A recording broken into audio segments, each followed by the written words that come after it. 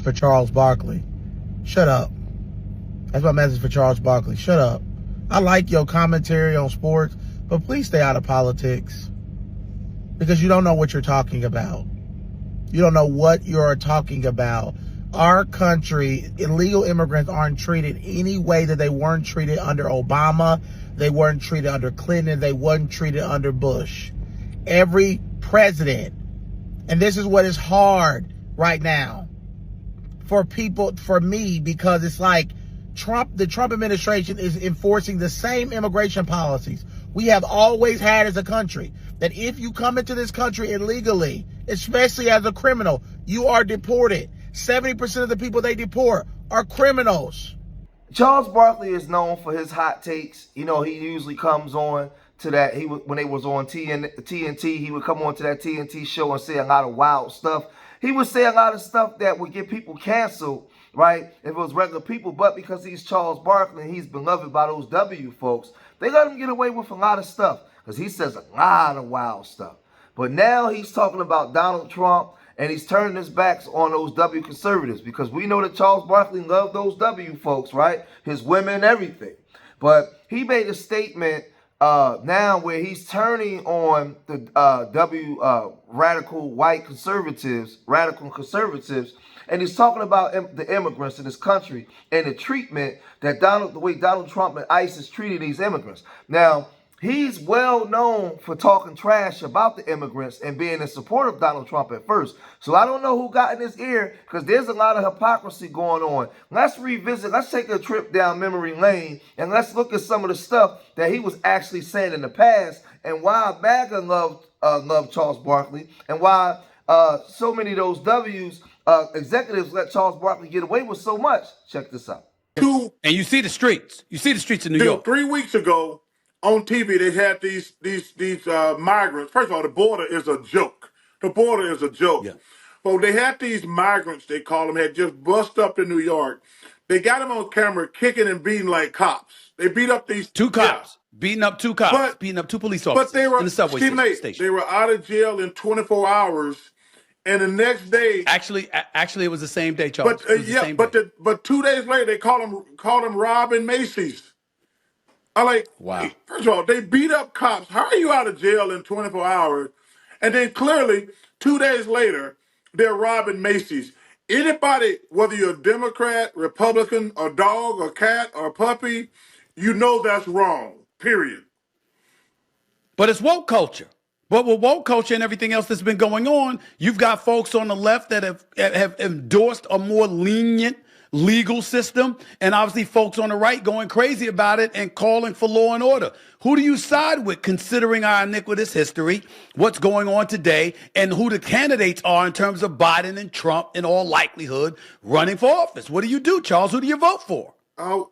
First of all, we need law and order, Stephen A. If we're gonna, I agree. If we're gonna, I'm with you, dude. We need law and order. Hey, trying to fix inequalities has nothing to do with letting people go in stores and rob people. That has nothing to do. That has nothing to do with diversity or handling inequalities. Letting random people just run in all these stores stealing stuff, and because innocent people, they should always be protected. But we need law and order. Yeah, do we need to address diversity and inequalities? 100%. But to go out here and says, oh, like this, that's my personal favorite. Unless you steal $1,000, we're not going to press charges. Well, Stephen A., I want that same damn deal. I want to be able. How about the $53 million in prepaid credit cards for migrants? That's ridiculous. That's ridiculous. I mean, come on, man.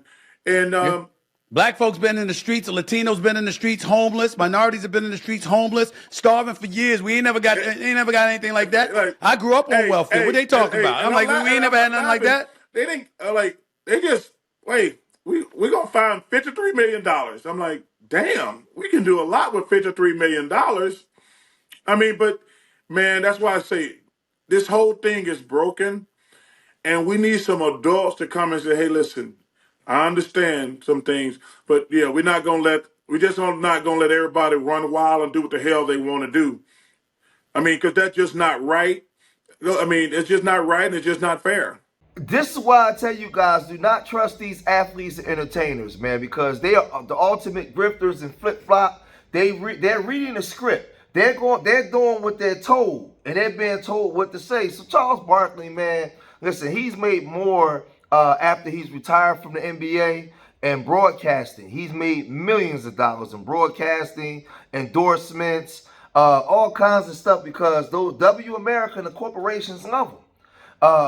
He's always supported. But now he took his time during the NCAA tournament, right? Doing one of the segments to go and voice his opinion now against the now sitting president, Donald J. Trump, and his treatment of immigrants, where he was a staunch supporter of law and order. Law and order and these immigrants that's running wild, right? He was a staunch supporter. Now Maga wants his head. They want him fired. They want him fired, effective, immediately, out of there, never to be thought about again.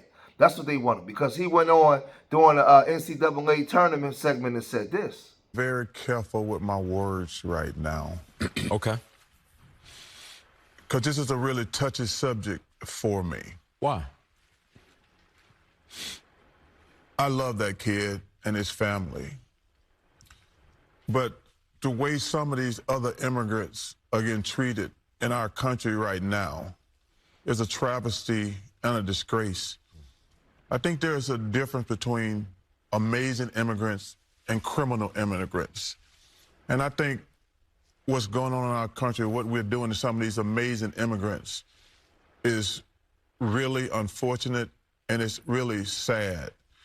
And that's a great immigrant story. We have a lot of great immigrant stories out there their stories need to be told, but some of the stuff that's happening to immigrants in our country right now is really unfortunate and it's really unfair. But immigrants built this country, and we should admire them and respect them. Chuck, I love you, bro. Yeah. And let me give you guys a little secret here. They hear foundational Black Americans talk about immigrants didn't build this country. And they hear us talk about the voting blocks. And they hear us talking about reparations and all of us getting the things that we need. So they give Charles Barkley a script and put him on a panel with a bunch of black people. And at the end, he says immigrants built this country. And they all echo his sentiments. That's a direct shot at us, right? They know what they're doing. So they find some good sellouts and tell them, you like your job? You like the millions that you make? Get up there and say that. He know that immigrants didn't build this country. He know that that's a soft spot for Black Americans, right? We know that during the Obama administration, he deported over 3 million immigrants from 2009 to 2016 during his tenure as president. We know that during the Joe Biden administration, they allowed over 10 million and more immigrants to come into this country. Now, you may not agree with all of ICE tactics, but listen, if you're here illegally and you're coming here getting rights and getting money and everything over the people that was already here, that's a problem. You come here illegally, you have a baby, right, and you're breaking the law, then that baby shouldn't be a citizen. So if I break the law, you want to hold me accountable. If you're here illegally, how can your child be a citizen and be afforded all the rights? Then you're incentivizing people to come here.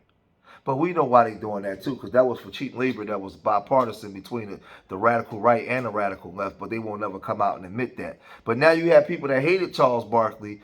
They're now coming out and now in support of Charles Barkley, right, because of his comments.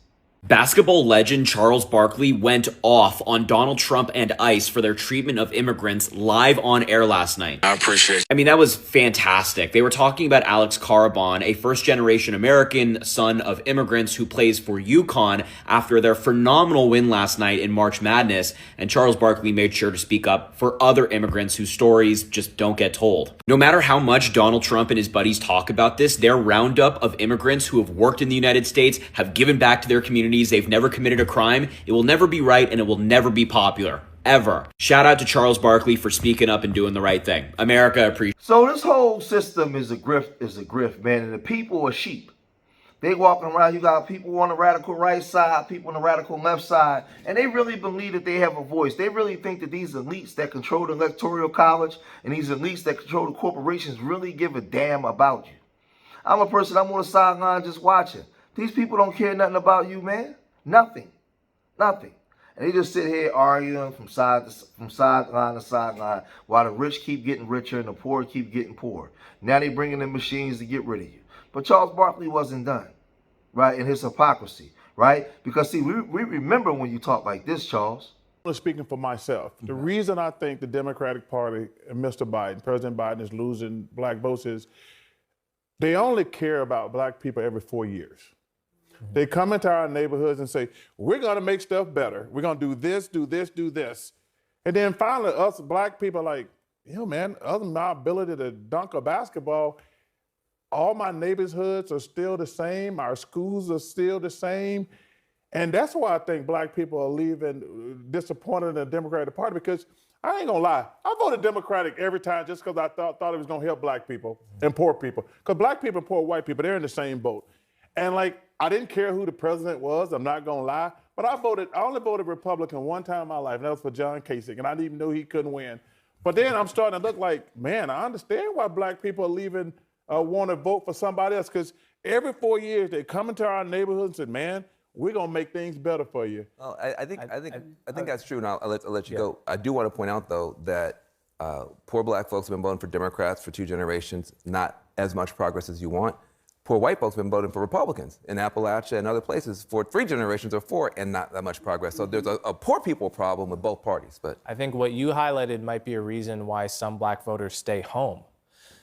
But if we're asking why are certain black voters switching from Democrat to Republican, I don't think they're switching to Trump or to other Republicans because they think those Republicans are going to actually make change. I think those voters are switching for other reasons, just because they actually don't like the message that Democrats are sending to them as black people, and especially as young black people. Because again, this trend is not happening throughout black America. It's confined basically to black men under 30. And see, Charles Barkley is the ultimate hypocrite and grifter. You know, he was anti-Democrat, anti all the stuff that they was pushing. Now, all of a sudden, somebody got in his ear. He must be in a contract dispute, right? And he know that the Skittles community, right? He know that they the ones signing those contracts over. They probably called him in the room and said, Charles, hey, you need to get out there and speak on our behalf, man. If you want this 8-figure deal we got. Charles is just, listen, we got the receipts, Charles. We seen you. This is the stuff that you were saying. Now you saying this? You just wanted law and order. You just said that the Dems come into the black community every 4 years and give a bunch of, say a whole bunch of nothing, a bunch of betrayal and broken promises. That's what you were saying. Now all of a sudden you don't like Trump and what Trump was doing? And that, like, come on, man. Come on. Listen, I don't have to agree. I don't agree with a lot of stuff that the Republicans do. A lot, right? I don't agree with a whole lot of stuff that the Democrats do, right? I'm on the sideline just watching, eating my popcorn. As a black person in America, my people have been betrayed, led astray, and hoodwinked by both these parties for the last 100 and some years. Neither one of these parties have been a friend to the black people, and y'all know that. So sitting here, so now with the immigration thing, listen, if you're illegal, you're illegal.